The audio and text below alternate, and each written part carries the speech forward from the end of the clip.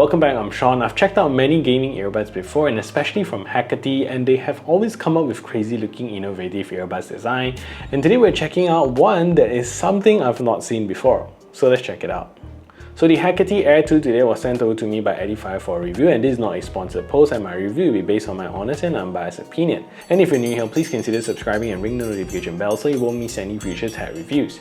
So the Hecate Air 2 comes in at a price of $89 or about 379 Malaysian ringgit, and I think it is pretty well priced for a gaming oriented, a well designed ear hook style air conduction earbud. So if you're interested in buying one, do check out my links below. Okay, so I've not seen a case like that before, and the Hecate Air 2 looks more like a container to store your earbuds rather than a case, and the overall case is made of this polycarbonate plastic with the Hecate branding at the top. So at first I was really thinking what kind of cool mechanism that these earbuds have, but this literally is a non-electronical component, and it's only a case here. It's a connected polycarbonate case at the top where you can twist it open, but Edifier did build a mechanism that once you twist open the case, it will activate the earbuds and all the lights will turn on. So inside here itself, you're gonna get the nice cradle that holds the earbuds in place, and if you know, traditionally ear hook style earbuds do have pretty clunky and large cases, and Edifier made this case really small thanks to the innovative design, so it just magnetically sticks onto here. So inside the cradles are LEDs along the rim of the base, as well as the Hecate branding at the bottom here, and behind the case is also a Type-C charging port to charge the earbuds and the case up. So there's also a G button at the front of the case, and you can double tap it to change the RGBs and also triple tap it to turn off the RGBs as well. And at the bottom of the case is also a rubber pad that lets the case sit on the table so it doesn't move around. And to be honest, the earbuds themselves are pretty clunky and big, so you can see that it looks pretty huge here, and they do have some weight to it. But specifically for me, the ear hooks have this squarish style design, so it's not like fully rounded off. And although it's made of rubber, it kind of clips my ears and my glasses stem, so it does pinch me a little bit. However, behind that, you're going to see that large speaker grille which houses a 14.2mm full range dynamic driver inside. So the thing about this base here is that it is really small, and from a usability standpoint, there isn't a lot to grip on to twist the case open. So imagine you only have this much area to pinch it so that you can turn the case open. So you can't be holding here because it's not going to open, so you really have to squeeze just at the bottom here to open up the case. So battery wise, you're going to get pretty good performance here, and in a single charge you're going to get 10 hours of playback time and 18 additional hours with the case.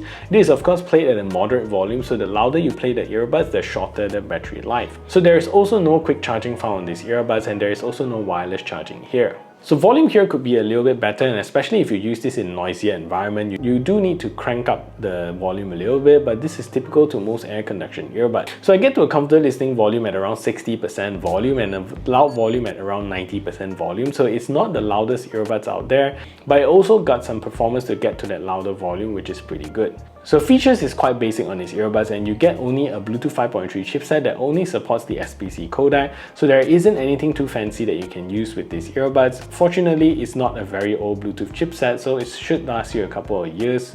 So you also don't get any IP rating for these earbuds, which would be great to have since it's a hook style open air conduction earbuds, which you can also use for your workouts or running. So you do get a pretty seamless single-sided mode, so it's very convenient if you want to use it that way.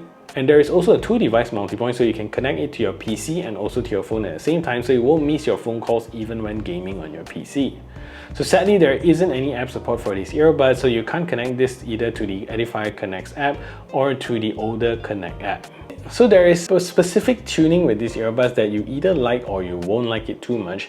It's got a pretty good all-rounder sound signature, I would say, that tries to balance out the bass, mids and highs. But the bass here is okay at higher volumes, but it's generally quite flat in my opinion, but you do get that slightly dynamic sound signature. However, I wouldn't say these are bass heavy, unlike what the box tries to claim. So the mid here is also pretty good and forward, and I don't detect any recessed vocals here, so it sounds very good and balanced for any male and female vocals. And finally, the highs here is my least favorite signature because it's fairly messy and low resolution. It doesn't give you that crisp highs, so it kind of gives off this kind of metallic but non-sparkly kind of sound signature, if you understand what I mean. So from a sound signature standpoint, these earbuds could be tuned a little bit better, and having that app support would also really make it a whole lot better. So too bad we're not seeing that with these earbuds. So this is a test to see if the Edifier Hecate Air 2 is a good earbuds for making phone calls. So this is me speaking in a relatively quiet environment, and this is the call quality that you can expect. So what I'm going to do now is to turn on a simulated background noise so you can hear a difference.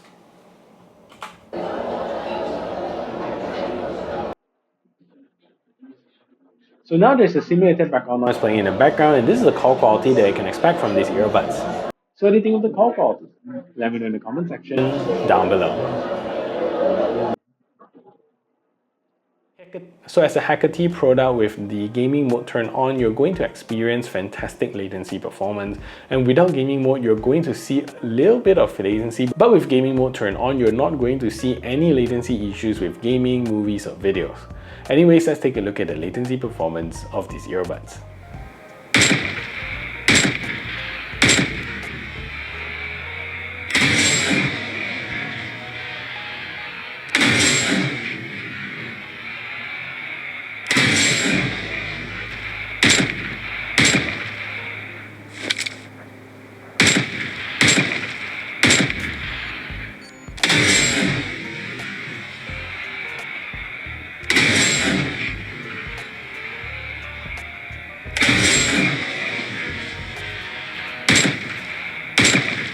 So I think the person buying these earbuds is someone who wants that open ear air conduction comfort, love the looks of these earbuds, and will predominantly use this for gaming on their mobile device with the occasional music session or movie session.